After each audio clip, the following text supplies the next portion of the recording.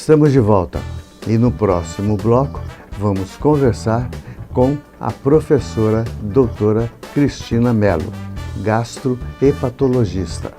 Curta os nossos vídeos no YouTube, siga-nos no Instagram, inscreva-se no nosso canal e visite o nosso site extramanaus.com.br e todas as semanas vocês terão novos vídeos. Muito bom dia para você da nossa TV Norte Amazonas, onde nós estamos todos os sábados às 7h30 da manhã. E muito bom tudo para você da nossa TV Web, porque nós estamos lá 24 horas, sempre à sua disposição e com assuntos muito palpitantes. Eu agradeço a sua audiência e olha, se você gosta do nosso programa, vá lá no nosso site, dá um okzinho, faça um comentário no YouTube, porque isso nos engrandece e faz com que nós tenhamos mais gás para fazer cada vez melhor. E ó, o programa é de vocês, não é nosso. Isto é apenas o nome, Isto é Manaus. Mas Isto é Manaus, ser Isto é Manaus, é motivo de bastante glória. Hoje no Churrasco da Vila, que fica na Rua Fortaleza 569, na Vila Municipal, aberto de terça a domingo para almoço e jantar. E tem também o seu delivery através do 98530-6635. Churrasco da Vila, onde comer bem e com sabor é o compromisso da casa. Então, aqui você tem um cupim no fogo de chão, você tem uma costela no fogo de chão, gente, é para lá de bom, é muito bom, porque eles têm uma maneira diferente de te servir e de cortar essa carne. Mas também não é só isso não, só cupim e costela não. Você tem aqui um contrafilé, você tem um frango defumado que é muito bom também, além do hambúrguer. O hambúrguer daqui é muito famoso pela qualidade da carne, que é feita com carne de hambúrguer da Angus, e também, se você prefere, você tem aqui 4 tipos de hambúrguer, e dentre eles também o hambúrguer de costela do fogo de chão. Hoje, com a honra e o prazer de estar com a doutora professora Cristina Mello, gastrohepatologista. E nosso assunto hoje vai ser esse, Vamos mexer aqui por dentro, porque muito comum assim a gente ouvir, poxa, eu estou com o estômago ruim, estou com o estômago cheio, estou pesado, mas então nós vamos falar um pouco sobre isso. Doutora, então, os problemas gastros são muito ocorrentes na nossa cidade. Isso deve-se a quê, doutora? Obrigada, Edson, pelo convite de Eu estar que agradeço aqui a sua presença nesse programa que é icônico para a nossa cidade. É um prazer ficar disponível para a gente conversar sobre a saúde digestiva, que é um tema que acomete tantos adultos, tantas pessoas. Isso atribui a quê, doutor? A senhora acha que a nossa alimentação está errada? O que é que a pessoa faz que geralmente se tem muita azia, se tem muita indisposição estomacal, quando não tem dores? É bem comum mesmo, né, Edson? Esse desconforto gástrico, ele acomete em torno de 30% da população adulta e tem muita relação com a nossa alimentação, com o nosso estilo de vida. A nossa alimentação vem mudando década a década, isso é notório. A gente já incluiu muito mais alimentos ultraprocessados, a gente desembala mais do que descasca.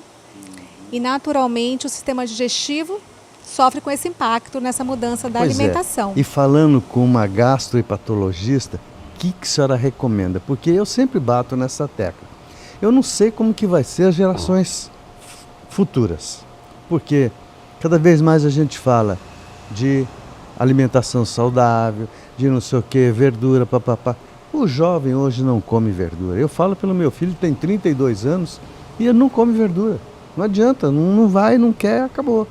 E olha, você vai pegar um alimento desse que você compra aí processado, só come porque tem que comer mesmo, porque senão... A quantidade de produto químico, de conservante, de condimentos é muito maior do que aquele alimento que a gente faz em casa, do que o preparo de legumes, de verdura.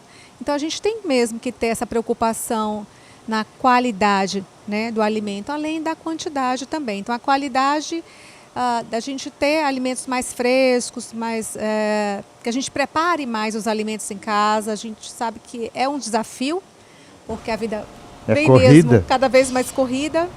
Do médico, então, nem se fala. Do médico, é um clássico, né? Todo mundo conhece que é uma rotina mais pesada.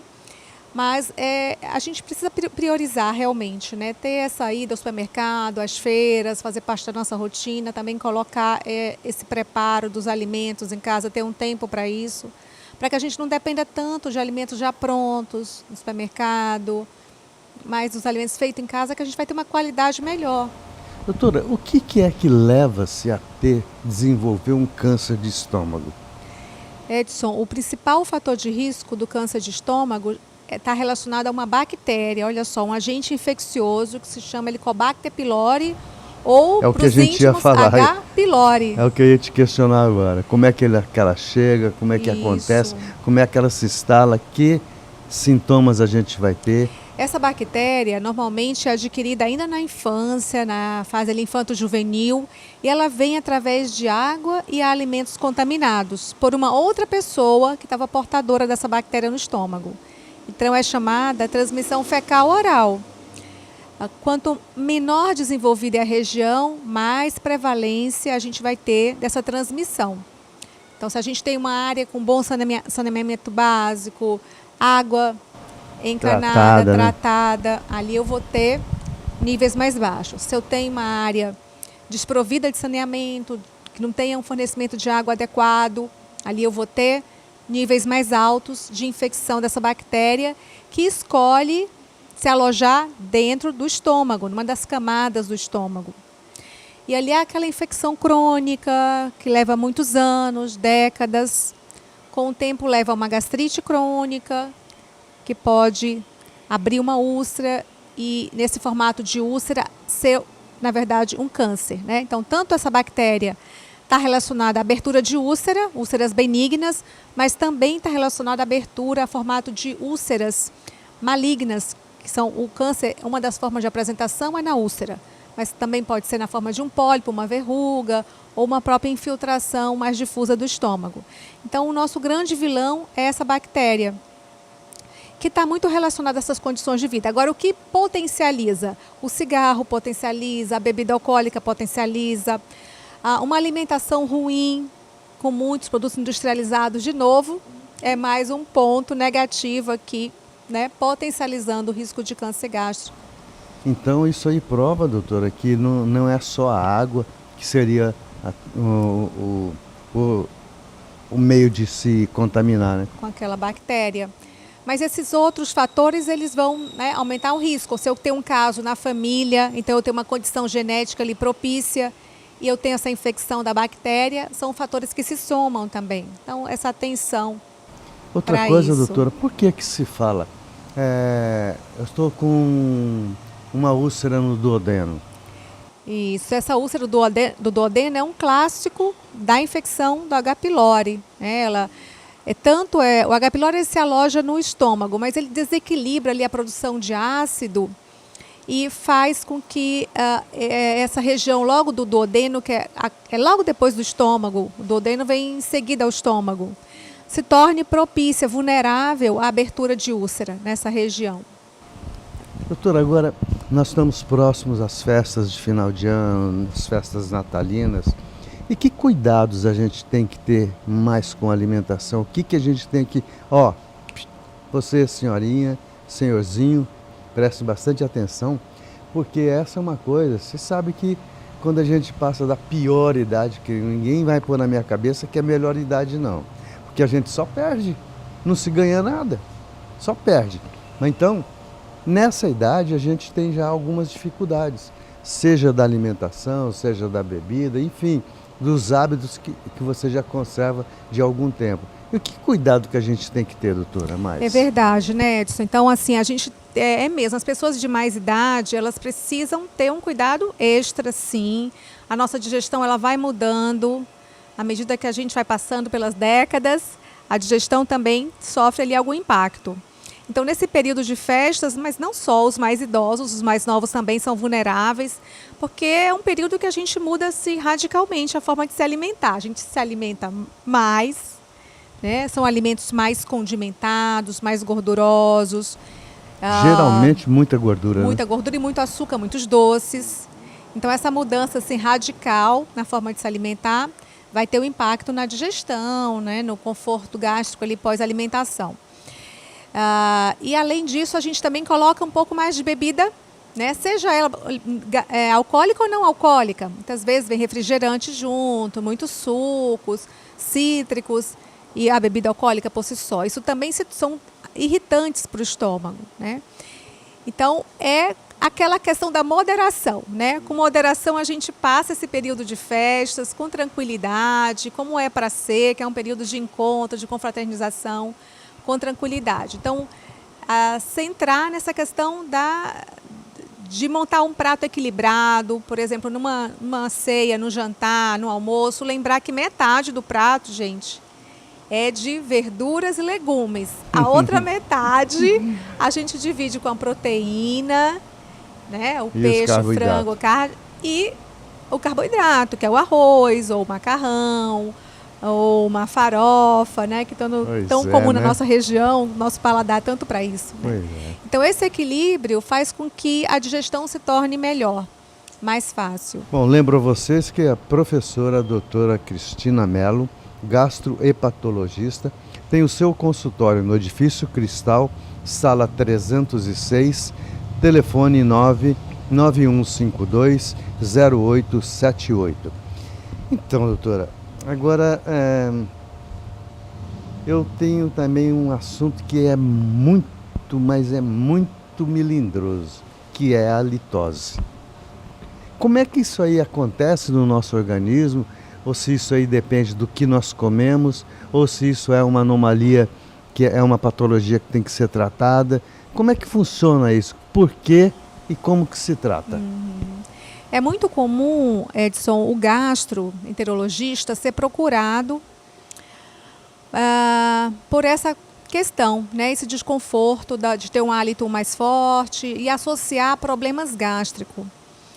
Mas olha que isso é mais um mito do que verdade. A maior parte dos casos de halitose, né, do hálito mais forte, ele vem dessa região do nariz e boca, 95%, que eu falo que é desse triângulo. Então a gente tem que ver a saúde das fossas nasais, se a gente não tem nenhum problema, rinite, sinusite, especialmente da boca, né? Então atenção com a saúde da gengiva, como está a escovação, da língua também, o estado de saúde dos dentes.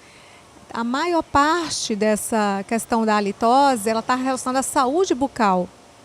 E é muito comum associar a problemas gástricos. Então, a gente, né, recebe o paciente e volta a orientá-lo na questão de ver com o dentista como está a saúde bucal. Porque a grande fonte, né, tem um desequilíbrio das bactérias da boca, está relacionada a essa saúde bucal.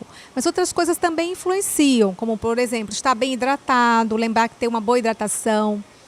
A saliva, ela naturalmente, ela faz uma higiene da boca. Tem essa ação de reduzir as bactérias.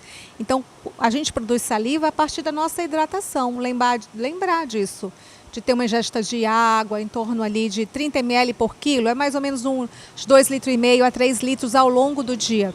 Então, a gente precisa estar bem hidratado, né? É verdade que um jejum muito prolongado também pode deixar um hálito mais forte. Então, evitar ficar de jejum muito tempo, vai formar um hálito chamado hálito cetônico. Isso também contribui. Mas, principalmente, ter essa atenção para a saúde bucal, que é a principal causa de halitose. Bom, então, não temos uma prevenção assim específica. Olha, não faça isso porque você poderá ter halitose. É o conjunto de uma série de coisas que contribui para que ela exista. Isso, então ter os cuidados, né, da higiene bucal, da escovação, de raspar a língua, de estar com a consulta em dia com o dentista. E claro, o tabagismo ele também potencializa, e o fato de estar desidratado, com pouca ingesta de água ao longo do dia, também vai ali criar uma uma barreira, né? Porque a gente vai diminuir a saliva, que já tem esse efeito natural de proteção contra o excesso de bactérias. Bom, vamos fazer um intervalo comercial e voltamos em seguida ainda falando desse mundo encantado que é o nosso estômago e o nosso fígado. Vai ser o assunto que nós vamos falar no próximo bloco. Até já!